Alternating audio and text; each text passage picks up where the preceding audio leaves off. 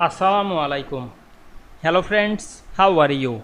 Welcome back to my another video. In this video, I am going to show you how to change chart area background color in Microsoft Excel. Let's get started.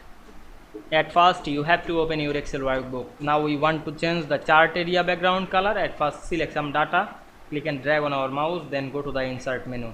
Now I am select the recommended chart option, then go to the all chart. We can see here many chart. You can add any chart. Now I am select the pie. You can add the normal pie or the 3D or the pie of pie, bar of pie, another. Now I am select the 3D pie, click OK. Now you can see here the pie chart. Now I am rename the title, click inside the text and change the title. Now we can see here the white color of the area background. Click right button, go to the format area and select the fill option, and you can change the color like fill or the gradient, solid or gradient, another. Now I am select the solid, and we can see here many color style. You can add any. Now I am change the color, then close the window.